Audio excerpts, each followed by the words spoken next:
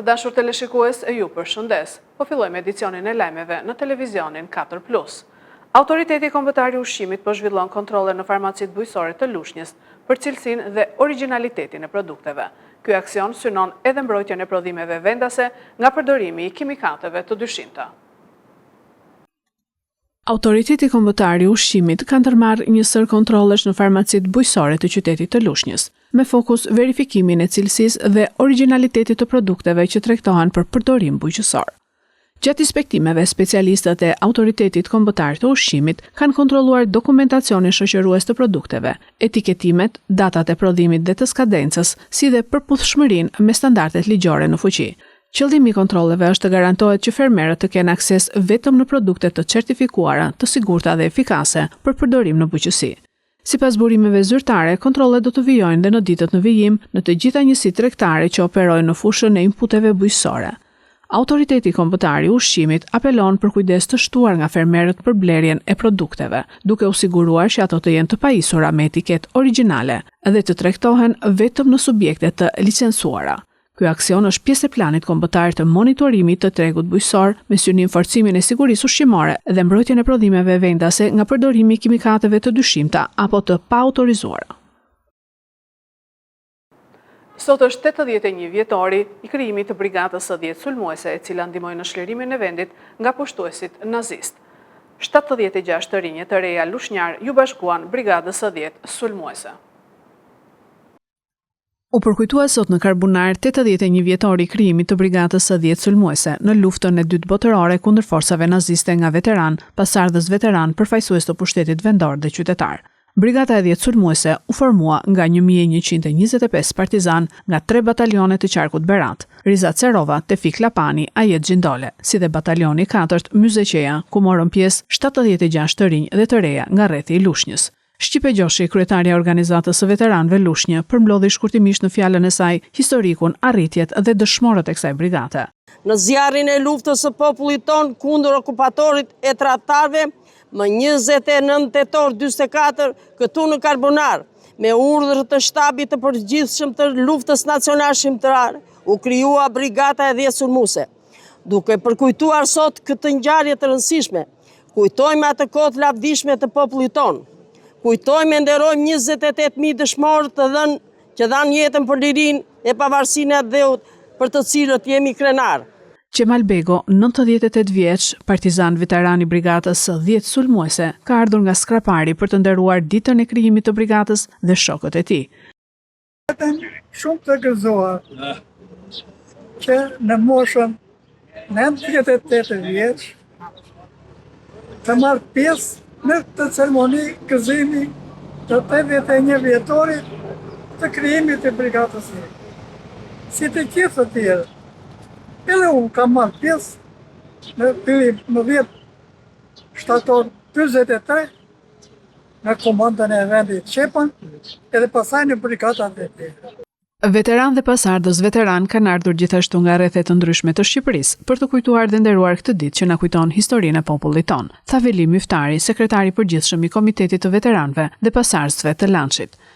Ne jemi të gjithë ardhur nga Tirana, nga zonat e tjera, Lushnja, Berati, Dimali dhe më thellë, edhe më larg, për këtë ditë të mrekullueshme që evokojmë në vazhdimsi ne si organizatë veteranë dhe pasardhë Lançit të popullit shqiptar deri i kombit.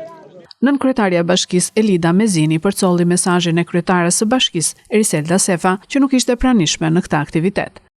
Jemi këtu për të nderuar dhe për të kujtuar një datë të rëndësishme, atë të krijimit të brigadës së 10 sulmuese këtu në Karbunar.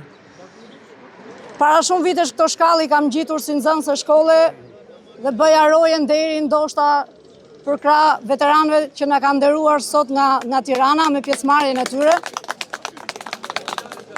Kam qenë një ndër ato që bëja roje deri në respekt dhe mirënjohje të asaj brigade sulmuese, të atyre njerëzve që sakrifikuan dhe dhanë jetën për lirinë e dheut. Sot në pozitën e nënkryetares së bashkisë, dua t'ju uroj veteranëve të luftës jetë të gjatë, mirënjohje dhe respekt të gjithë atyre që sakrifikuan jetën për lirinë e dheut.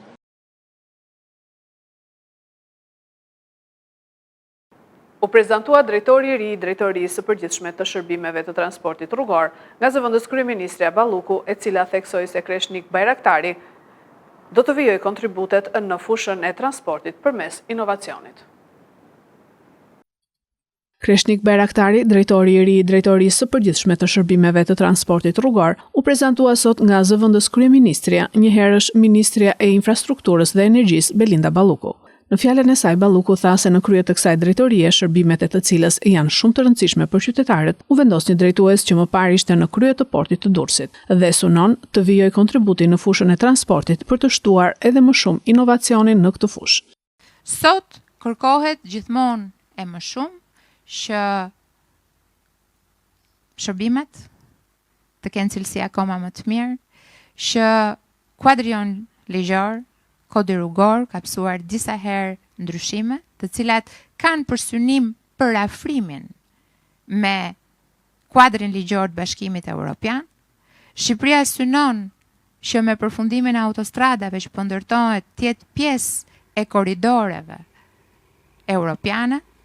Shqipëria tashmë është një nga hapet turistike më të zhvilluara dhe ju e dini më mirë se unë që numri i automjeteve gjatë verës, automjeteve të cilat merren me qira apo edhe automjeteve që futen nga pikat kufitare është krahasimisht me vitin 2019 disa fish i rritur. Të gjitha këto kërkojnë akoma më shumë angazhim. Dhe pavarësisht gjithë punës të mirë që është bërë në DPSHTR, ne duhet të angazhohemi akoma më shumë, të injektojmë teknologji të re, të injektojmë inovacion dhe mbi të gjitha, të kemi shërbime transparente dhe të shpejta. Për këtë arsye, DPSHTR-n do ta drejtoj sipas vendimit të bordit, duke nisur nga sot, Kreshnik Bajraktari. Kreshniku ka vite që punon me transportin rrugor, është inxhinier mekanik, pra do keni në krye një profesionist i cili ka investuar edhe në edukimin e tij. Një person i cili prej kohësh ka kontribuar në transportin publik në Ministrinë e Infrastrukturës dhe të Energjisë dhe në Bashkinë e Tiranës dhe më shumë se një vit ka drejtuar portin e Durrësit, duke u futur edhe në një fushë tjetër të transportit, atë të transportit detar. Kreshniku është një bashkëpunëtor i mirë, është një zyrtar i ndërgjegjshëm dhe për çka unë mund t'ju garantoj, duke e parë edhe dje nga impakti i ndarjes me punonësit e portit të Durrësit, do të jetë një drejtues mbështetës. Pasi të gjitha punët e mira bëhen me skuadra.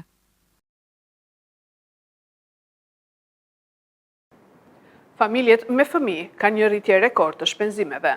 Kostot për familjet me fëmijë janë rritur më shumë në vitin 2024 krahasuar me vitin 2023, sipas të dhënave nga anketa e buxhetit të familjeve. Kostot për familjet me fëmijë janë rritur më shumë në vitin 2024 krahasuar me vitin 2023, sipas të dhënave nga anketa e buxhetit të familjeve. Të rrisësh një fëmijë në vendin ton kushton rreth 27.000 lekë kosto mesatare mujore. Shpenzimet mujore të familjeve me 2 fëmijë të rritur pësuan rritje vjetore me 14.7% vitin e kaluar. Një familje me 1 fëmijë i duhet 106.000 lekë në muaj për të përballuar jetesën, rreth 14.000 lekë më shumë se një vit më parë, nga 93.000 lekë në muaj që është mesatarja. Kjo tregon se familjet me fëmijë janë përballur me rritje të ndjeshme të kostove për ushqim, arsim, energji apo transport. Personat e vetëm kanë regjistruar një rritje shumë të lehtë të shpenzimeve mujore me vetëm 1.7% më shumë se një vit më parë, duke arritur në 56.895 lekë. Ndërkohë personat e vetëm me fëmijë në varësi kanë pësuar një shtesë më të ndjeshme me 8.3%, çka tregon se kjo kategori është goditur më shumë nga rritja e çmimeve dhe nevojat bazë për kujdesin e fëmijëve. Familjet me 2 të rritur pa fëmijë kanë parë një rritje prej 10%, nga 71.792 lekë në 79.000 lekë. Në anën tjetër, familjet më të mëdha me 3 ose më shumë të rritur pa fëmijë kanë shënuar rritje më të moderuar të shpenzimeve, 7.7% për ato pa fëmijë dhe 5.5% për ato me fëmijë. Kjo sugjeron se ekonomitë e shkallës pasi bëhet ndarja e kostove në më shumë antarë që mund të ndihmojnë në zbutjen e ndikimit të inflacionit. Rritja e kostove të familjeve me fëmijë tregon presion më të lartë mbi familjet e mëdha dhe mund të reflektojë si efektet e inflacionit të brendshëm, ashtu të ndryshimet në çmimet e mallrave të konsumit bazë. Familjet me fëmijë janë më të ndjeshëm ndaj ndryshimeve të çmimeve të ushqimeve. Në vitin 2024, çmimet e produkteve bazë, sidomos bulmetit, mishit dhe frutave dhe perimeve, kanë vijuar të jenë më të larta se mesatarja e viteve të kaluara. Kjo ka bërë që shpenzimet mujore të rriten ndjeshëm për familjet që ushqejnë fëmijë në rritje. Gjithashtu tarifat e shkollave, çerdheve, kurseve dhe aktiviteteve jashtëshkollore janë rritur ndjeshëm. Edhe pse arsimi publik është falas, shumë familje mbështeten te arsimi privat, kurse ndihmëse apo aktivitetet sportive dhe kulturore. Këto kosto janë rritur në mënyrë të ndjeshme në vitin 2024, duke reflektuar inflacionin në sektorin e shërbimeve. Ndërsa fëmijët rritet edhe numri produkteve dhe shërbimeve që një familje duhet të blejë, veshje, libra, pajisje teknologjike, internet e të tjerë. Përveç këtyre, nëse familja nuk zotëron banesën ku jeton, rritja e qërave ka qenë një tjetër faktor që ka rënduar buxhetin. Sipas tendencave të fundit në tregun e banesave, qërat në qytetet kryesore si Tirana, Durrësi dhe Vlora janë rritur ndjeshëm gjatë vitit 2024, çka ndikon më fort familjet me më shumë anëtar që kanë nevojë për më shumë hapësirë. Armpushimi në Gaza po respektohet, por Izraeli do përgjigjet nëse sulmohet nga Hamasi, tha presidenti Trump duke treguar mbështetjen e tij për Izraelin. Avionët izraelit goditën Gazën më 28 tetor, ku të paktën 50 persona janë vrarë. 22 nga viktimat ishin fëmijë dhe afro 200 të tjerë u plagosën sipas agjensisë AFP. Izraeli akuzoi Hamasin se ka shkelur armpushimin e ndërmjetësuar nga Trumpi 3 javë më parë. Presidenti Amerikan Donald Trump tha se armpushimi në Gaza nuk është në rrezik, pasi Izraeli kreu sulme në enklavën palestineze, duke vrarë të paktën 50 persona në përgjigje të vrasjes së një ushtari izraelit. Siç e kuptova, ata vranë një ushtar izraelit, tha Trump për gazetarët në bordin e avionit presidencial. Pra izraelitët u kundërpërgjigjen dhe ata duhet të kundërpërgjigjen. Kur diçka e tillë ndodh, ata duhet të kundërpërgjigjen, shtoi Trump. Ushtria izraelite konfirmoi vdekjen e një ushtari të saj. Asgjë nuk do ta vendos në rrezik armpushimin, tha Trump. Duhet të kuptoni se Hamasi është një pjesë e vogël e paqes në lindjen e mesme dhe ata duhet të sillen mirë. Ushtria izraelite nuk ka komentuar sulmet ajrore që u kryen, pasi zyra e kryeministrit izraelit Netanyahu lëshoi një deklaratë përmes së cilës udhëheqësi izraelit tha se kishte urdhëruar sulme të menjëhershme dhe të fuqishme. Një zyrtar i ushtrisë izraelite tha se Hamasi e kishte shkelur armpushimin duke kryer një sulm ndaj forcave izraelite që ishin të vendosura brenda të ashtu quajturës linjë të verdhë e dislokimit të trupave sipas marrëveshjes së armpushimit. Marrëveshja e armpushimit që u ndërmjetësua nga Shtetet e Bashkuara të Amerikës hyri në fuqi më 10 tetor, duke ndaluar 2 vjet luftë në Gaza. Këto ishin lajmet tona për sot. Lajmet i gjeni edhe në internet në website-in 4plusmedia.tv. Bashkë mirupafshim.